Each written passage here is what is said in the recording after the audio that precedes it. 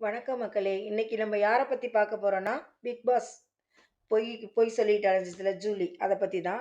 அதுக்கு என்ன நெனப்புனாக்கா, ஜல்லிக்கட்ட அவங்க தான் குத்தகைக்கு எடுத்ததா நெனச்சிட்டு இருக்காங்க. ஜல்லிக்கட்ட பத்தி யாராவது பேசினா, உடனே அவங்க வந்து முன்னாடி வந்துருவாங்க. ஏன்னு கேட்டாக்கா, அவங்க ஜல்லிக்கட்ட குத்தகைக்கு எடுத்திருக்காங்க. வேற அவங்க வந்து கான்ட்ராக்டர்ல இருக்காங்களோ என்னமோ அதுவும் தெரியல. இருந்தாலும் வந்து அவங்க வந்து மசாஜ் பண்ணிக்கிட்டு பிக் பாஸ்ல பொய் பேசிக்கிட்டு என்னென்ன அவங்களால மேக்ஸிமம் நடிக்க முடியுமோ, விஜய் அண்ணன் நடிகரு. ஆனா, விஜய் அண்ணனே நடிக்காத, வாழ்க்கையில நடிக்க தெரியாத விஷயத்தெல்லாம் ஜூலி நடிப்பாங்க. ஏன்னா, வாழ்க்கையில நடிப்பாங்க. சினிமாவுல இல்ல. பெரிய நடிகை இல்ல.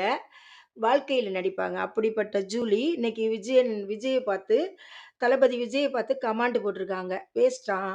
பேசினதே வேஸ்ட்டு" அப்படின்னு. இவங்களுக்கு பிக் பாஸ்ல போய் மசாஜ் பண்ணத விட வேற ஒண்ணுமே தெரியாது.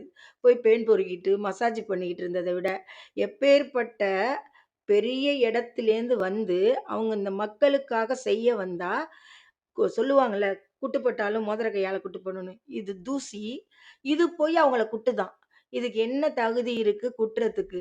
ஒரு ஃபேமஸ் ஆவலாமே இது மூலமா, அப்படின்னு தானே பேசுவாங்க. பேச மாட்டாங்க. வச்சு அடிப்பாங்க. அது தெரியாம இந்த ஜூலி வந்து தலைகீழ நிக்குது. தேவையில்லாம பேசிக்கிட்டு, விஜய் அண்ணன பேசுறதுக்கு ஒரு தகுதி வேணும். அதுக்கு இது இருக்கான்னே தெரியல.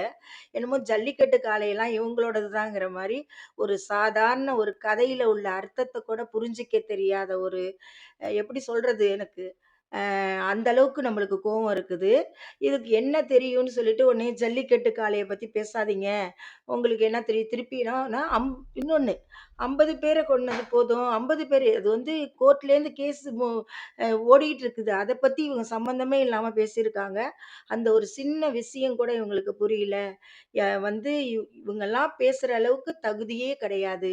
அவங்க அந்த இடத்துல பெரிய ஆளா காட்டிக்கிறாங்களாம். அதனால இந்த ஜூலி பேசினதெல்லாம் ஒரு பெருசா எடுத்துக்கிற ஆளு வந்து தளபதி விஜய் கிடையாது. அவங்க முதல்லயே சொன்ன மாரி, அர்ஜுன் சொன்னது மாரி, ஆதவ் அர்ஜுன் அவர்கள் சொன்னது மாரி, இந்த அல்லு சில்லுக்கெல்லாம் பதில் சொல்ல வேண்டிய அவசியம் இல்லன்னு சொன்னாங்கல்ல.